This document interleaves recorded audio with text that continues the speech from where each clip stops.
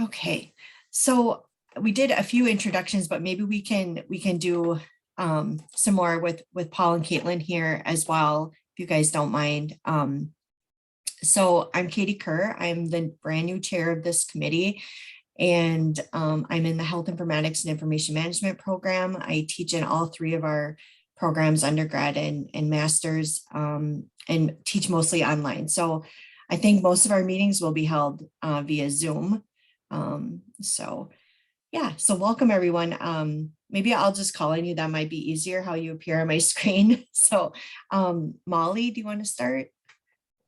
Hi everyone, I'm Molly. I teach in the physical therapy program, so mostly live over on the health science campus. Elisa, is that how? I just want to make sure I'm saying it right. Yes, just Lisa with an E. Got it. Okay. Yep. And I'm with the traditional undergraduate nursing department. So I am here on campus, thankful to be in person with the kids finally. Students, sorry.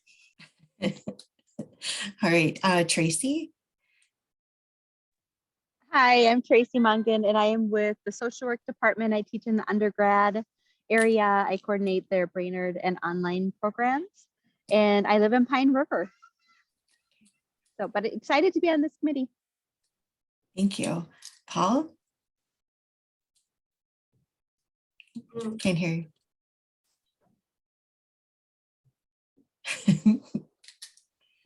I think it's all working now. There we go. I teach art on campus in Duluth.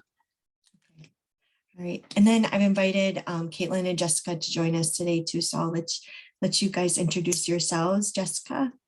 Yeah, hi, I'm Jessica Johnston. I am the Director of Academic Access and Support at CSS. So I run the Tutoring Center, the Veterans Resource Center, Center for Equal Access, and I have been a part of the special status process since 2011.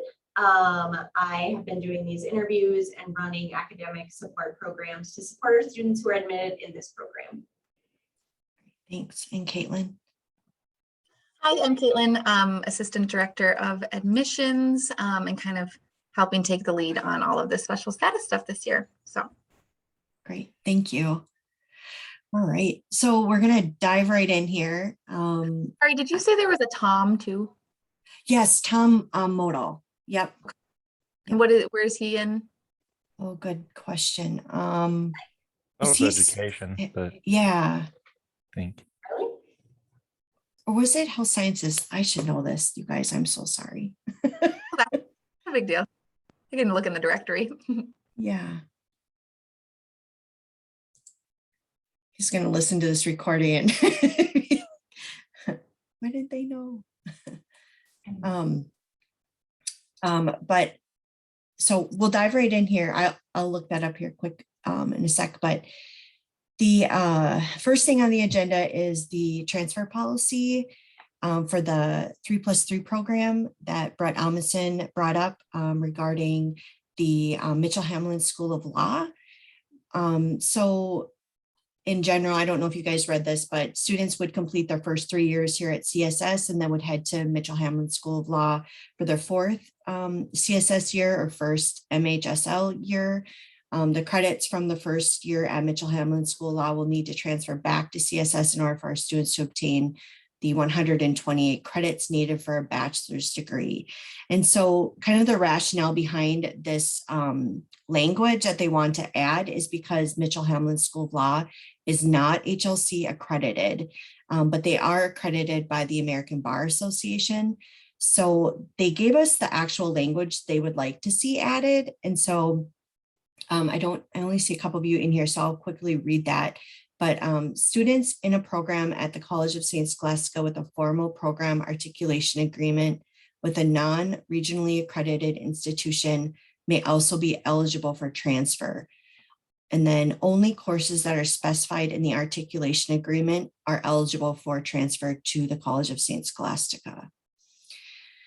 And I did reach out to Jerry because there was some question of whether this should actually be part of the admissions policy or more of like a registrar policy. And Jerry said that they don't have their own like transfer policy and they enforce our admissions policy. So that is why it would be appropriate for us to add this language. And so I did add it under, when I talked with Pam Freeman before taking on this committee, I kind of worked through this with her a little bit on where she thought it would be most appropriate. And so we decided that it would go in section 12 there, college credit options, page 11. And so I actually went ahead and added it there in red. See it, which page is it on? I want you guys all to take a look at it. Page 11 of that policy. So I don't know, maybe I could share my screen. That might be the easiest here. Did I pick the right one? Yeah. Okay. So, so it's in this college credit options, and then under transferring credits, we would add number 4 here in this language in red.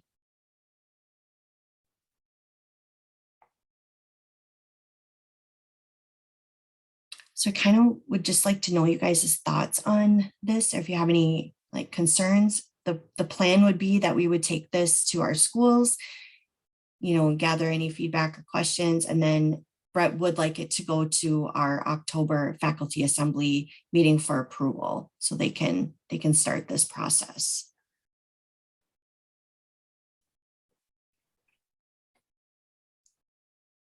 I kind of like that it's real general language. It's not like very specific, you know, or specific to Mitchell-Hamlin School of Law. It's kind of, you know, more generic language that would be fitting for other situations that might arise.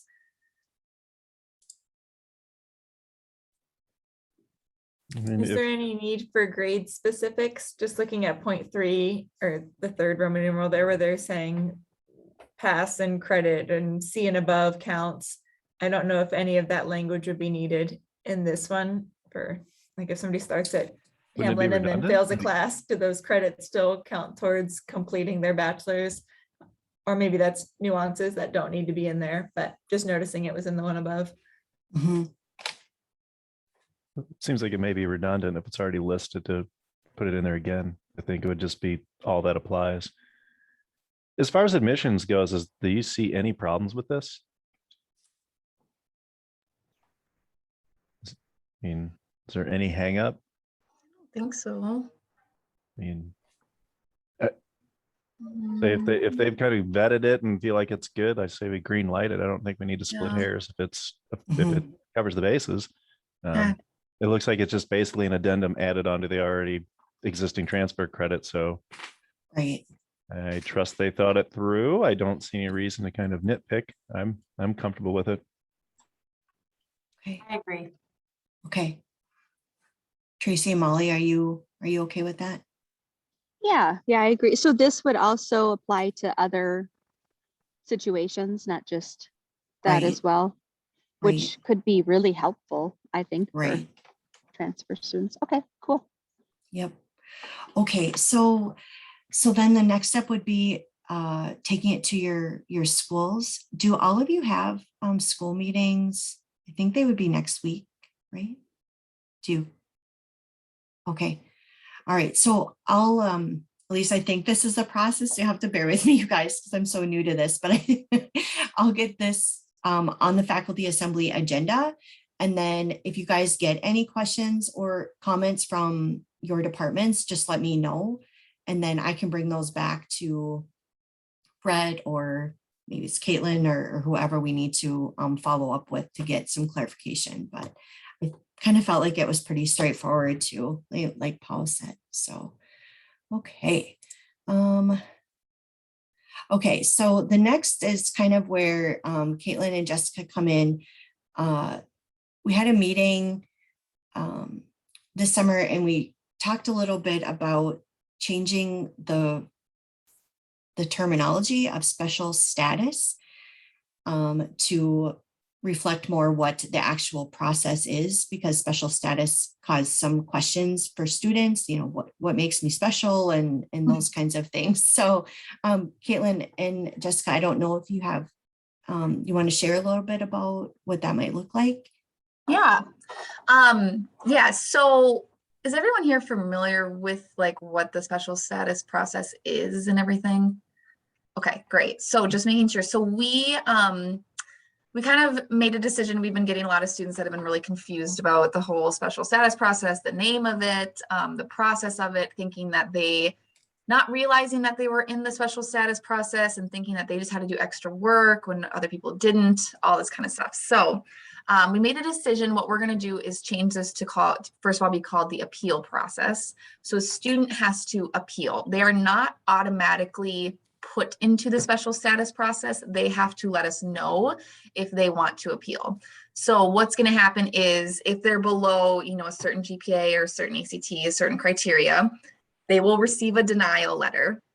However, right on the denial letter, it will say, if you would like to appeal your decision, please contact your admissions counselor and we will get you in the process of appealing.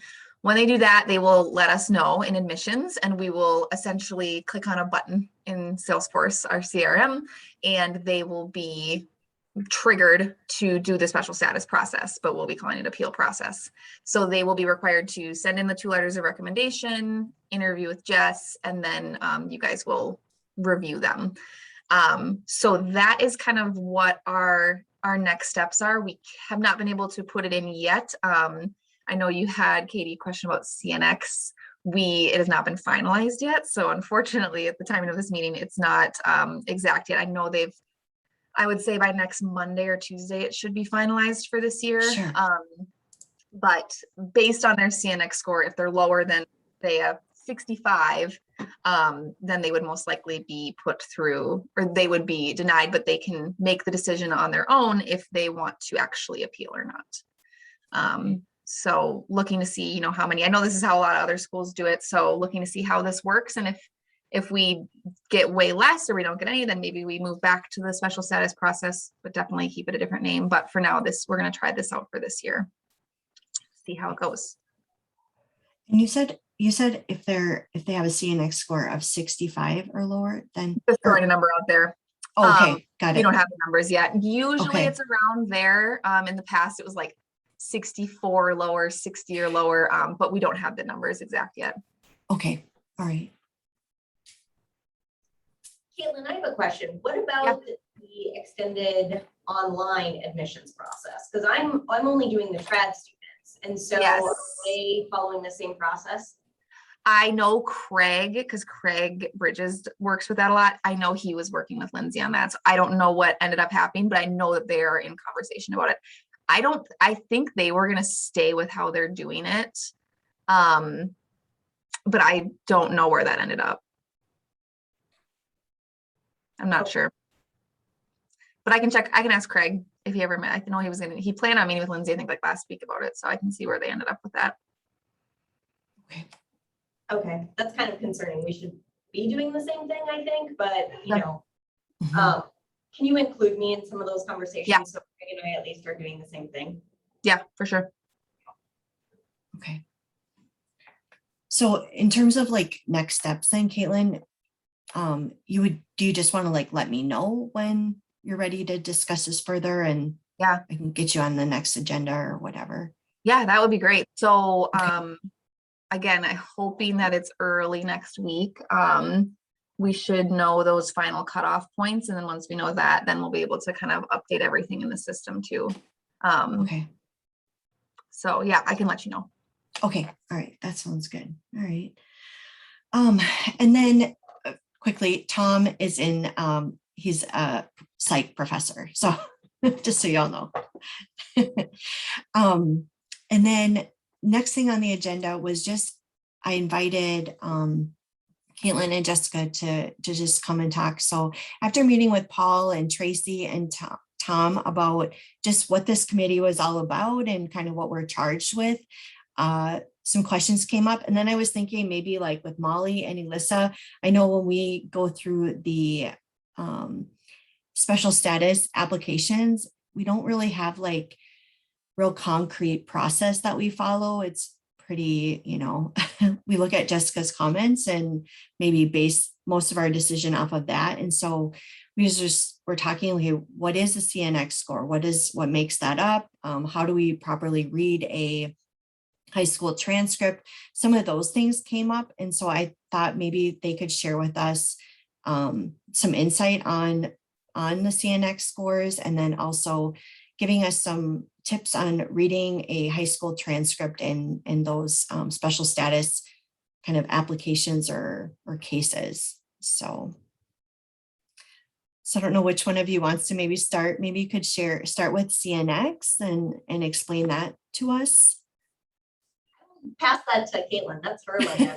Reading transcripts and CNX, she's the pro on that. Okay. Yes. So again, CNX is going to be hard to tell you until next week because the kind of formula that goes into it is going to be changing. So, last year we had an essay that we graded and that went into there. The essay is no longer required.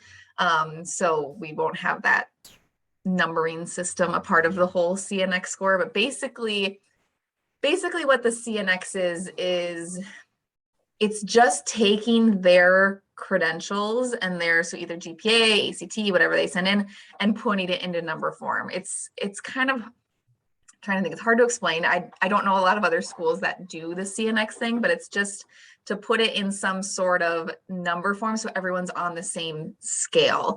Where if we have students that are sending in their ACT, they're on this scale and it'll calculate out. And if a student doesn't send in their ACT and we're just looking at their GPA, then it's an equal scale. So we kind of know Bill Reichelt, he kind of does the whole calculation thing. And so he makes sure that it's even, essentially. So it's like this equals this. If you have this GPA and ACT, it would equal this GPA. So everyone is on kind of the same playing field, if that makes sense. And then, yeah. What additional components are added into that CNX score to make it different than just submitting your ACT and your GPA? Right. Well, that's where it's going to be different this year, because normally it would be the essay would be included in that, the scoring, and then the curriculum scoring, which we don't have this year. So normally there's going to be additional components into it. But we took out the curriculum score this year and are aligning with what a lot of other colleges are doing, where you can take the weighted or the unweighted GPA. So before, what we were doing is only taking the unweighted GPA from high schools and then recalculating a curriculum score to try to even them all out. This year, what we've decided is we'll just take whichever is higher. So if a student has, an unweighted GPA of 3.9, but a weighted GPA of a 3.8, we would take the 3.9 because they did take those harder classes.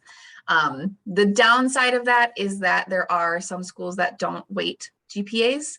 I know my hometown high school didn't, but we're kind of at this point where that's just the school you came from, and that's where we're at right now. So we'll be taking either the weighted or the unweighted. So essentially this year, it's really not going to be, what it's really going to be used for is to level the playing field for the ACT and the GPA. So if we're looking at, an ACT, it's going to be based on a number, and the GPA is going to be based on a number. So it's not just, I'm trying to think how I can explain this more. So it's equal. At this point, is there any benefit for taking an ACT?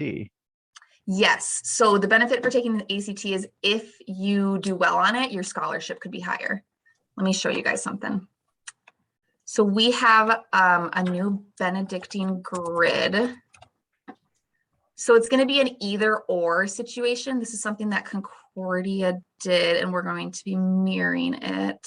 Benny grid, let me see here. I will share my screen with you guys. This doesn't look super good, but they're going to make it look nicer. So this is an either or situation. So you can see the scholarship levels in the middle there, and then it's an either or. So if you got a 27 on your ACT, but you have a 3.2 GPA, so the 3.2, you'd be at 25, but your 27 ACT would get you up to 27,000. So you'd want to send in your ACT score because you'd be at the higher level. So it's an either or situation. It's not both, is what I've been getting asked a lot, is like, do I have to have a 3.9 and a 29 to get to 28,000. No, it's whichever one is higher. So we'll take whichever one's higher. So normally I would say what we see is the GPA is usually higher than the ACT score, but not always. Some students, you know, test really, really well and end up doing well on that ACT. And their GPA might be a little bit lower. So then it would benefit them to send in their ACT score. Does that make sense? And we'll have this all on the website. They're going to make it look really nice and have it all printed out and marketed too. So. But we're ultimately, right now, we're talking about the students that are high achieving and going to get in anyway. This is just scholarship stuff. What it concerns us is the poor performing students. So, I mean, like, I'm curious as to what happens with somebody with, you know, a 2.25. Like, why would they take the ACT? And like, what's happened to our enrollment in terms of, you know, the test optional, but they're no longer requiring an essay. And is that just because the essay was too time consuming to deal with?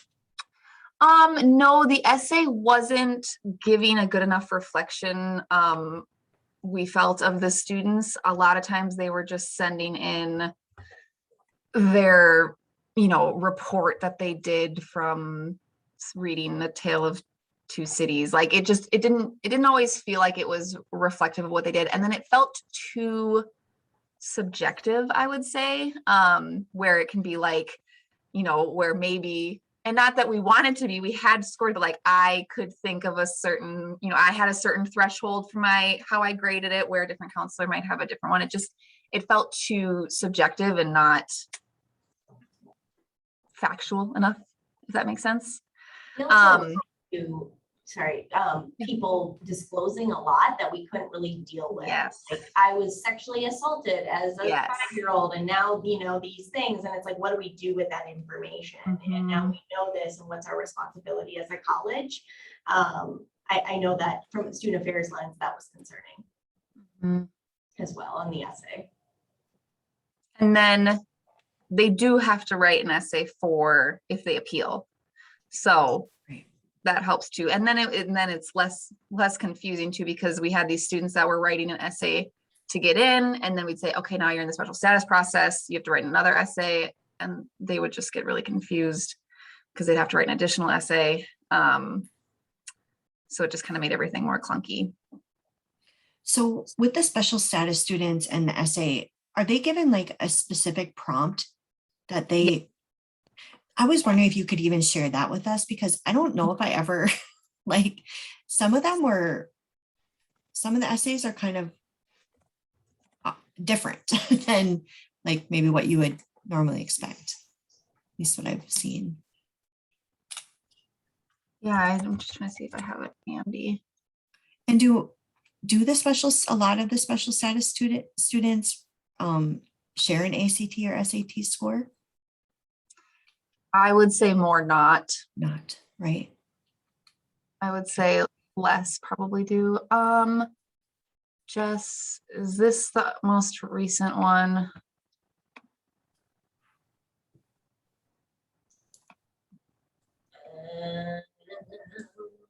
Yes.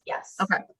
And Yeah. we change this every so often. So as a committee, you all can have the power to change this prompt. We can have it be whatever you want it to be. Okay. Yeah, that's new to me. I didn't know that. Okay. I can forward this to you, Katie, if you want to pass it along. That'd be great. Yeah. Yeah, and if you guys have any updates, just let us know.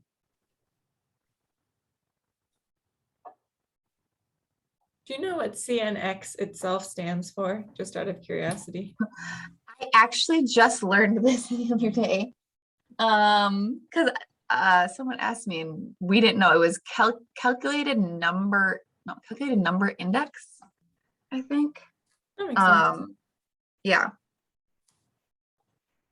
I think on this personal essay, I would like it if that first chunk, like, describe an experience where you face significant obstacles. Like, that does seem like that's an open invite to write about personal trauma. I would like that to be something academic, at the very least, talking about critical thinking. And if like a personal experience that was traumatic and they persevered has to do with character, but we're not really talking about dealing with the stress within academic success. So something at the very least, social encounter interaction. I mean, something that's dealing with school and Mhm. having to write about school. And you all know better, like what types of essays you get. I look at this and I see something very vague that is an open opportunity to sort of like dump a personal bad thing, like almost as though like sympathy kind of, and you know what you get more than I do, but that one looks, that looks too broad.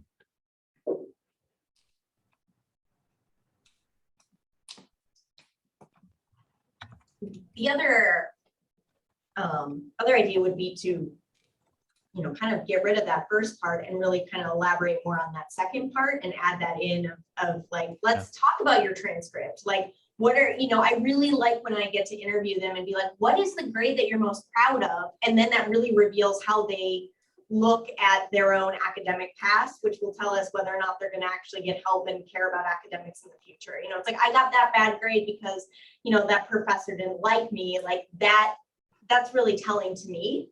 And on the flip side, I'm really proud of this grade because that professor was really kind and met with me 17 hours a week, like that tells me something too. Yeah. And which, Yeah. which classes were you interested in? And like, what was your, like, what excited you about school? Why do you want to keep going to school? Mhm. Because he might get the athletes that are honest and say like, I really want to play ball. And that's not a terrible thing to put in there, but it is good to have that on the front end saying like, I want to do this, but I will also like, here's why my grades were like that kind of description. But a personal essay on difficult obstacles seems really.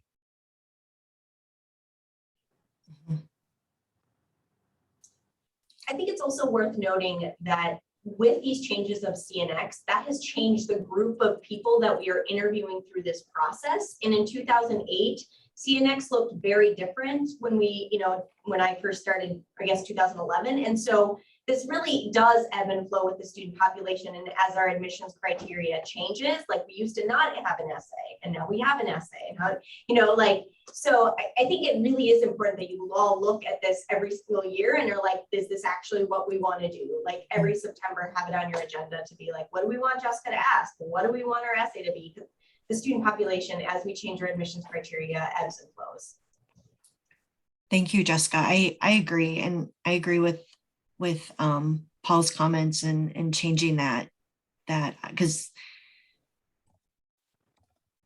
I guess when I review them, I don't always feel that essay is that meaningful, I guess, to me, or persuades me either way, I don't know, Elisa and Molly, what do you guys think about changing that? I know you guys have done, more reviews. I think it could be good to highlight the second part of the question more. So do focus on how do you anticipate finding academic success or prove to us that you're capable of succeeding academically. I think a lot of them, they're all different, but typically they tie something that's happened in their life to their transcript without the direct prompting maybe, but it will be, I had a mental health problem for these semesters, but then I was put on medication and got help and hey, look, my grades improved, see that trend. Or I was taking care of children and my wife died. And so my grades suffered and then I went back. Or I went to school 30 years ago and didn't really care about school, but then I went back and finished my undergrad degree and hey, look, I did better and now I want to continue. So there are personal factors, but it often does influence their grades, those personal pieces too. So even with the difference in the prompt, we'd probably still get some of that personal side because they're intricately connected for most people. I agree. And it is nice to hear those personal stories because it just puts all that data in perspective. There's a real person behind all that. It just was really hard to measure, how do you put one person's personal situation more important than somebody else's? And how do you really know? Or are they just really good at like saying, oh, this is what I learned, and yet they really didn't, so it was just hard to measure, I guess, but I did like to hear their side of the story. Well, it makes sense though if it's like connected to talking about their academics. If the prompt is about your academics as opposed to an obstacle, then they're not going to lead with this happened to me. They're going to lead with here's my like why I could be successful going forward. And I think that's an important thing to put in there, that if this is about the academics, and of course your life influences your ability to understand what's going on. But leading with that question, I think sort of sets the tone for it starting and being about that, as opposed to let's lead with your academics.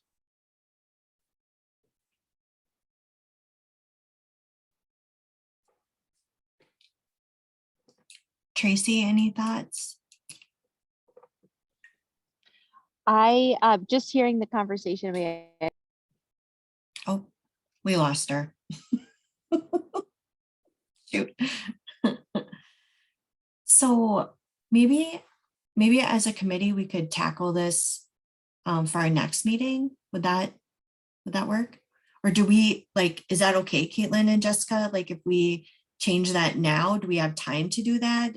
I mean, have we gotten any special status requests, anything on the docket that we would need to No. write this essay? Okay. We're starting to review hopefully next week. Once we get those CNX scores, then we can start reviewing.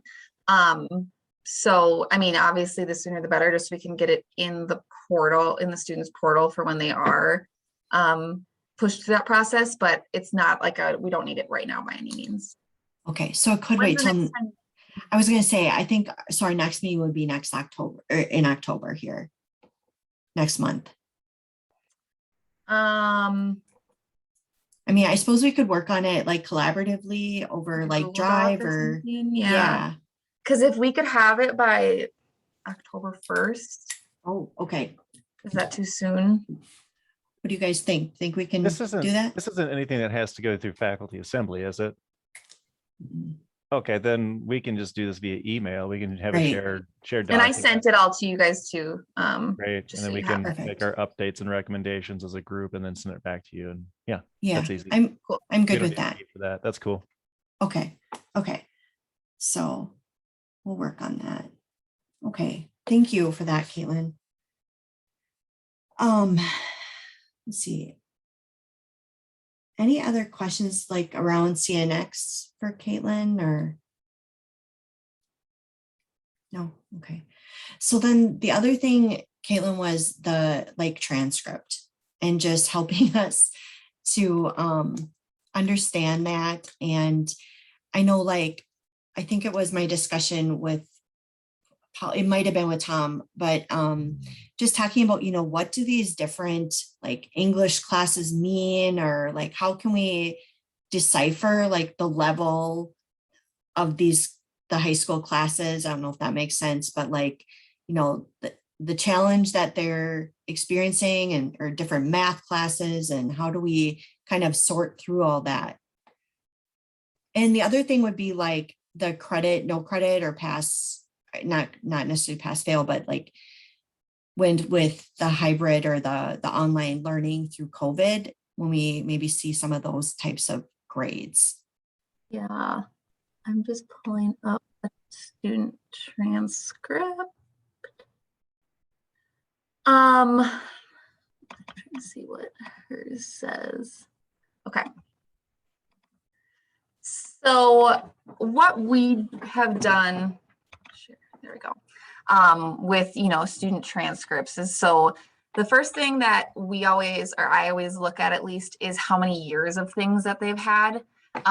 So, is it, typically, first things first, all we require as an admissions to get in is that they graduate. So we don't have, I worked at St. Thomas before this. We had to see 3 years of an English, like that was a requirement. Or some schools have like, you have to see a certain amount of world language to even get in. We don't have any of those requirements to get into the college. Just the fact that they did what they needed to do for their high school to graduate, essentially. So what I always look at though, when I'm looking at transcripts, if you guys are debating anything or looking over anything, is, what do they have? Do they have, typically you want to see 4 years of an English. That's a big one that we always look for. Maybe 4 years of a math and 4 years of a science, just some of those basic ones. I always really look closely at the senior year to see what they're taking. Now I see that she doesn't, this is one of her, this only goes through 11th grade, but you know, senior year, what are they taking? Are they taking only gym class? Not that gym class is bad, but you know, are they still challenging themselves senior year, or are they kind of dropping off? Another thing I always look at is freshman year. How did they do freshman year? Because if their GPA is poor, but they did poor freshman year and it's gone up since then, obviously that's a really good sign. Freshman year, they were just trying to figure out high school, and then they figured it out and they've trended upwards. Difficulty wise, I would say what I look for the most difficulty wise would be the CITS classes, so college in the schools, or PSEO. So those are the two, you know, those are hard. I mean, those are college classes. And then AP classes or IB are also going to be more difficult. Essentially, the biggest difference with those two is that the CITS and the PSEO classes are through a college, and as long as they get a C or higher, we take the credit. For AP classes, they have to take a test at the end of the year, and they have to get a certain number on the test. So that's kind of how those two differ for how we get in or how they transfer in. So those are really good to see. Honors are also good to see. I would say those are kind of like the next ranking down. So seeing any sort of honors is obviously challenging them, but not quite to the college level. So that's another one that I look for. We're dealing with students that don't touch those things. So the Right, transcript that Katie showed me, and the reason that I brought the question up is because it was similar to this transcript where it had like English and then a number next to it. And so going through freshman, sophomore, junior, senior, there was peaks and valleys in the English class.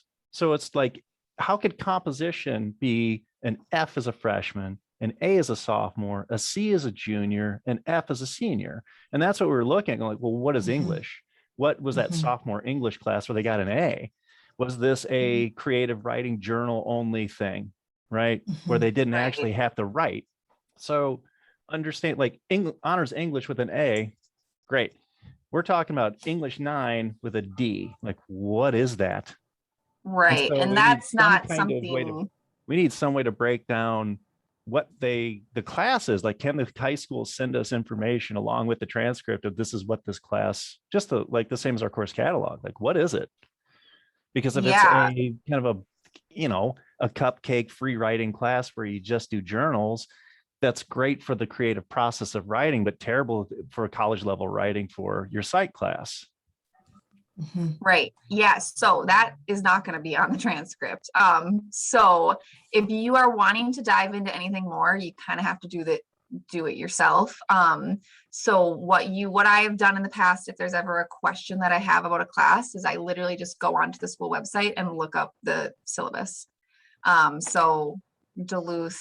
So is that something, like, it may be out of line to do it, but is that something that we can have as part of the appeal process, that they send that in to us? So or I mean, is that just going to deter people? Or I know I don't want to make the application for appeal so overwhelming no one will do it, right?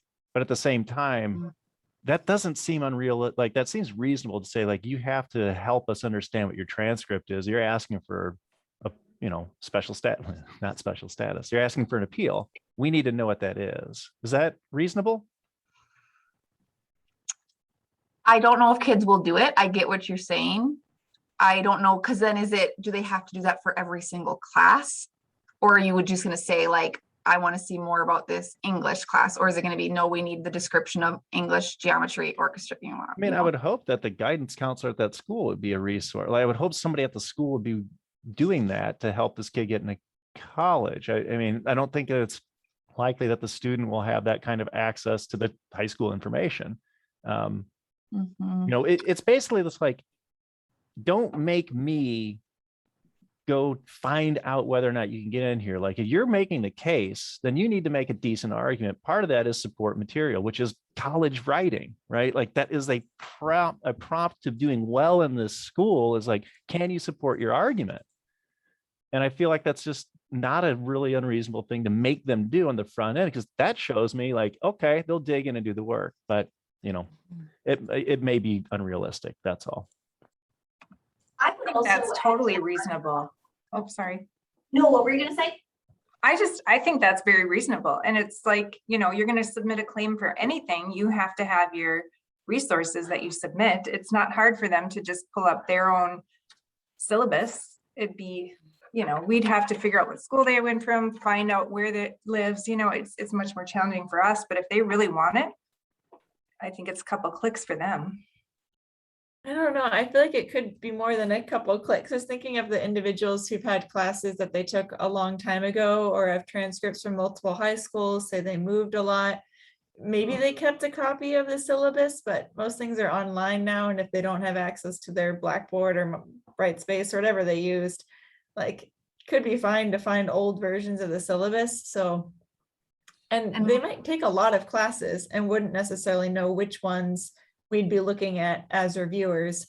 So that could be up to 20, 30 classes over the 4 years that they took that they're trying to find the syllabus statement for and send. So that, I don't know, it seems like a big hurdle and would produce a lot of data that may not change our decision necessarily. I think the part that is confusing about these transcripts specifically is we don't know what's remedial and what is special ed. Like, the names are so hidden. The one you showed, Caitlin, was so, yes, I would get that one, but some of the ones I've said, or football 9 or football this, or, like, I think it's not maybe a syllabus as much as like their course descriptions. Where's your online catalog? Submit a link to your online catalog as part of your essay or something like that. I don't think it's syllabi. That does seem a little unreasonable. Yeah, but I just need to know if that English class was composition or literature or free writing, like, because the math class, it says geometry, algebra, you know what it is. And there's a lot of courses in there that just, it's mysterious.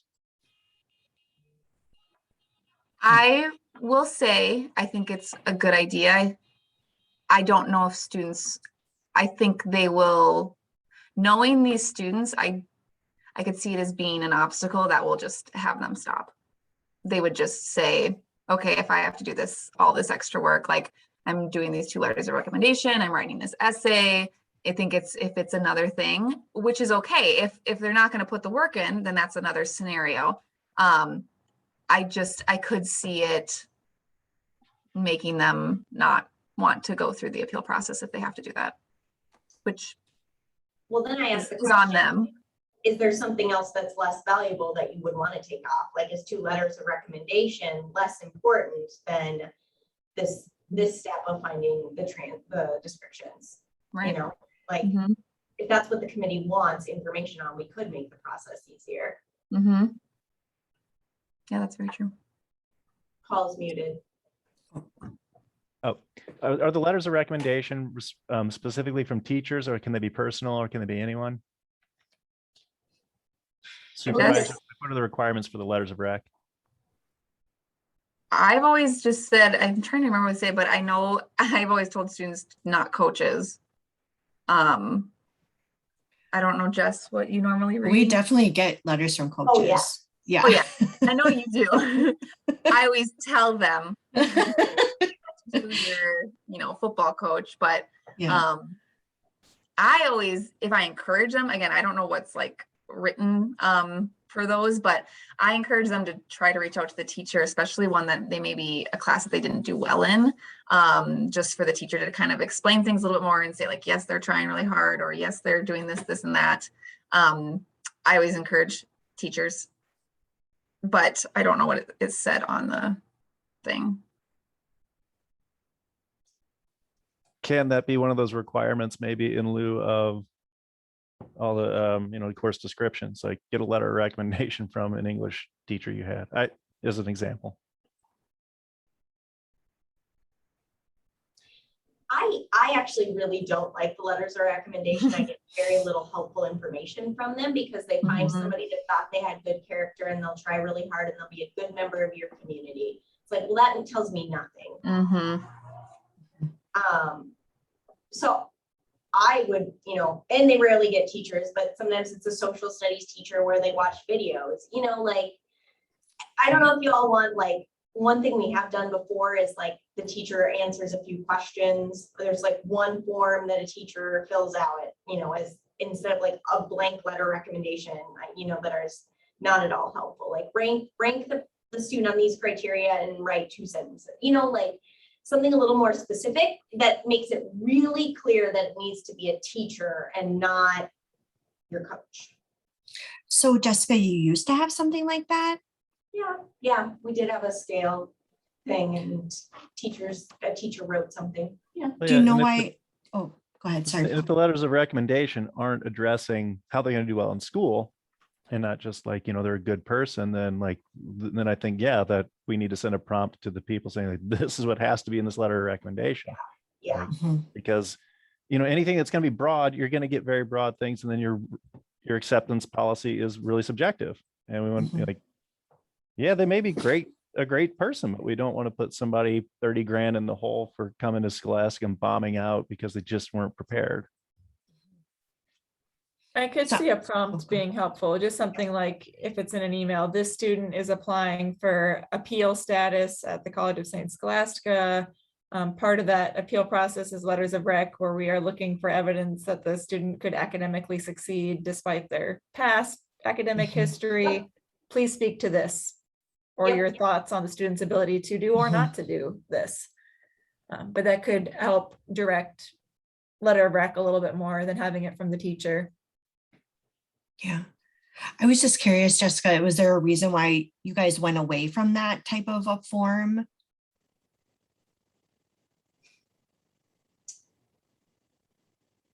I cannot remember. Okay. I was just thinking like if we went back to that, or like, are we going to encounter like the same maybe issues why we went away from it? I mean, we've ebbed and flowed the requirements based on kind of ease of getting people in. Like we're trying to find that magic spot of not being too Mhm. hard, but being hard enough. Right. We used to do all interviews were in person and they had to be in person, and Zoom obviously it was working really, really well for those. So it kind of eases up that piece. We've had lots of failed attempts of trying to get a teacher to respond. And I think, it's even being specific enough of like a math, science, English, whatever the Mhm. main, one of these teachers Yeah. has to respond, not your nutrition teacher or your gym teacher. We want to be really Right. maybe more specific. I think we're dealing with a very different population than when this process started. Mhm. Yep. I Has like not changed. I Yeah. like that idea too, though, of maybe trying that. Because I don't know about Elisa or Molly, but I don't put a lot of weight on those letters. I mean, they're always glowing and it's not, and most of them are from coaches or whatever.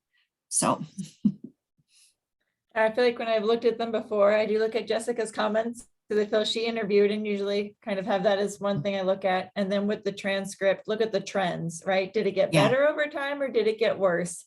And then look at the essay and try to match essay to transcript. Does the essay explain why that was so bad and then it got better? mhm. Which usually they do kind of line up. And if I feel they line up, then great, you're on good Mhm. track. And if they don't, if they say I'm working, but then transcript hasn't improved and it stayed low and their writing is completely terrible or non-comprehensible, then it's a no, usually. Right. Right.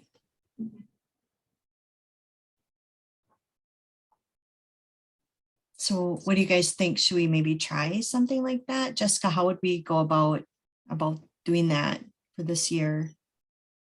Caitlin and I could work together on maybe something that would be a good prompt for teachers, if that's what you want. Yeah, we can work on that form.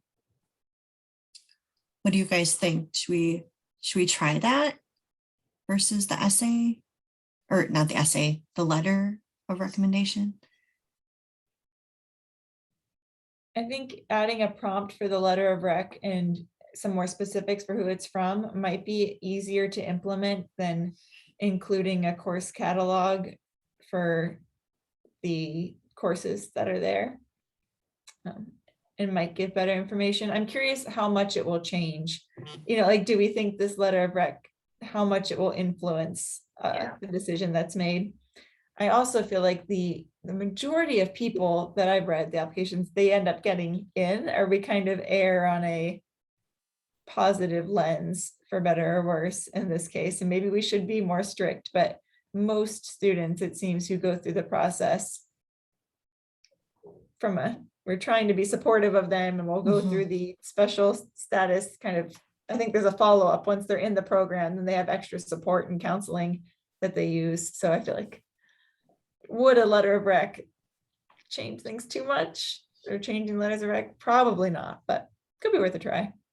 Do you think I'd like to kind of talk about this more and think about it. What would, because it sounds like we have some things in place that are like halfway there, like kind of the spirit's pretty good, but the result's not great, like a letter of recommendation. Or, you know, like part of my confusion is also not having done this, right? So I haven't gone through the process of seeing, and you know, when Molly's talking about piecing it, like figuring it out, like, oh, okay, this is a good one. So you know, I'm just on the front end going like, well, what's the structure, right? And how do I make sense of a transcript? So it may be just partly in time, it'll make more sense to me.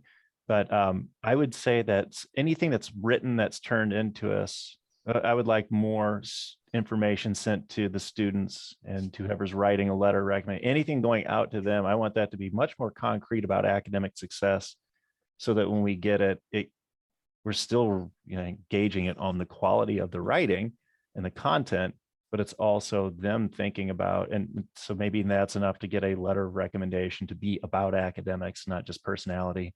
Or maybe there's a better document that we can send out to the school for some kind of support externally. I don't know. I'd like to talk about it more. Yeah. Think about it anyway. Like, I'm not sure. Yeah. I emailed our processing department to who actually sends the exact letter of rec comments, because right now I was looking at the student portal and it just says letter of recommendation, and then they put in the teacher's name and the teacher's email, and then it gets sent to them. And I'm working with a couple people right now to see what exactly is said to them, to the letters of, and I can send that to you guys so we know exactly what That's great. I think that would be helpful for us to make our decision here. I do think we should tackle the essay prompt though. I would like to do that, and then maybe we can revisit this at our next meeting. Does that sound good? Okay. All right. And then I think the only thing, we're running out of time here, but the only other thing on here was the test optional data. And I'm guessing, Caitlin, you probably put that in there, the percentage that were enrolled as with test optional and the average GPA, and then the applicants that went test optional. So, and then if I'm right, was there some data for our special status students? I can't remember what we were like. Maybe we had to change some code or something that Pam was talking about to get different data. Oh yeah. I do know what your Bill Reichelt was pulling data, and he was pulling data on the wrong code. He was pulling it on APP, and if you all know, like APP is invited to a lot more people than just our special status students. So just pulling APP is the wrong group. There's a code that we'd used before, which was called FYDP, and we're going to change all the coding. Yeah, I need to follow up with Bill on that. I just had a couple questions. First, how often will you guys be meeting to review these this year? For UAC meetings, once a month. Once a month. So like reviewing the special status appeals. Oh, we just get though as they come. What Pam has always done is just send them out like to several reviewers, and then she collects feedback and submits our response. And so I would do the same thing. So I guess essentially then, I don't want to, not exact, but what's the turnaround time, I guess? Oh, 1 week is what we've always done. Yep. Thank you. So it's not like you meet every Monday to talk to review them. It's just as they come in. Yep. Got it. It's kind of like if there's consensus, she went with it, and then if not, she pulled in like another reviewer or somebody else from the committee to take a look. Okay. So. And then I had another counselor ask me, which I don't know if you guys know, how much lead time do you need in the fact when it's getting towards the end? I don't know. I was telling her, I was like, we're still, I mean, we did a special status one like late August, I think. Yeah. So as long as it's before classes start, really, we're gonna take them up until then. Any appeals. So. Yeah. I have something too. Are we open to international students appealing admissions or not? Yeah, so there's a lot of it. There's an additional risk when they're coming and they're doing additional things. If we're not feeling super confident about their academic ability, should they be admitted? And I welcomed that conversation with Winter Miller, the new international program person, and she was like, we can put in any criteria we want. We do not have to admit them through this with the visa pieces. Like I've seen, we currently have one international student that came in through special status this year, and it's a train wreck. And then it is really much harder to get them back home and get them to their resources. And it's just, additionally, the college is investing a lot of global scholarship money into this student, and we do for all of our international students. And is that a good stewardship of our resources? So I would love it if y'all made a decision on that, and if the college could make a decision that we're not. That's my idea. I don't think it's a great idea to international students through this process, and I'm not sure how Caitlin feels, and that's part of a bigger conversation, but I feel really uncomfortable with that as the interviewer in the process. Okay. Is it all right, Jessica, if we discuss that at our October meeting? Okay. Absolutely, yeah.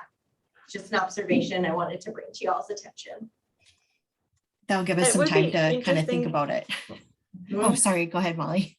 It would be interesting to know, like for the special status people that we've admitted in the past, just to look retrospectively at the ones that didn't work out well and see if there were any trends in those applications. Like we wouldn't have the ones we didn't accept, so it's kind of biased data, but it would just be interesting to see like how well is this process working? Are the people who get in through special status successful for the most part, or at least over half of them, or how are we doing with that? Yeah, I would love to see that information. Jessica, was that part of the data that Pam was kind of looking for? I know we're out of time.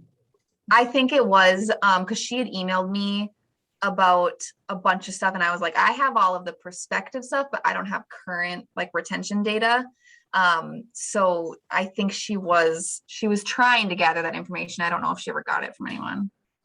So this is a spreadsheet of all of the students who since fall of 2011 across the bottom here. So if we look at, so I have all of the names that I've worked with. I don't know who Craig has worked with, but it's not great, y'all. It's really not great. So I will share this with you unless you would like a synopsis of it. I don't know what would be the most helpful for y'all. How would you like this info? Caitlin, would you, or Katie, how would you like me to share this with everybody? I don't think you need to do extra work. You can just yeah, share it I with think this me. is fine. Yeah. Okay, I will do that. Okay. I think this could help support the changes we're discussing too, right? If the process is working great, if it ain't broke, don't fix it. But if it's not working great, then potentially we do need to make some of these different letter of recommendation and add in course catalog information and change the essay focus too. So it helps support time spent on changing processes. Yeah, I agree. All right, Okay. coming your way. Okay. Can I just ask one more quick question before we take off here? So Elisa, Paul, and Molly, I know like, so Tom has a class during this time. It like literally worked for everybody but Tom to meet from 11 to noon. And I was just kind of wondering, could we consider maybe like 11:30 to 12:30 or doing a lunch meeting like at noon? I don't think that was like an option that I gave, a noon meeting. Fine by me. Okay. That I'll works for just- me. I know my schedule changes each semester, but overall, usually I think Thursdays, there are like department meeting days, so that noon to 1 is usually free. So. Okay, Paul, does that work for you? Okay, okay, all right, I'll ask the others and get back to you, but I think we'll go with that, do a noon meeting, so. Okay, thank you so much, Caitlin and Jessica, and I'll start like a Google Doc or whatever for that, for the essay prompts. We could have some discussion going on that and get that updated, so. Okay, thanks so Just add much. To that, go ahead. to that Google prompt, I can add the letter of recommendation stuff once I get it. Perfect, thank you, Caitlin. Yep. All right, thanks, everyone. Thank you. Yeah, Thank bye, Bye. bye.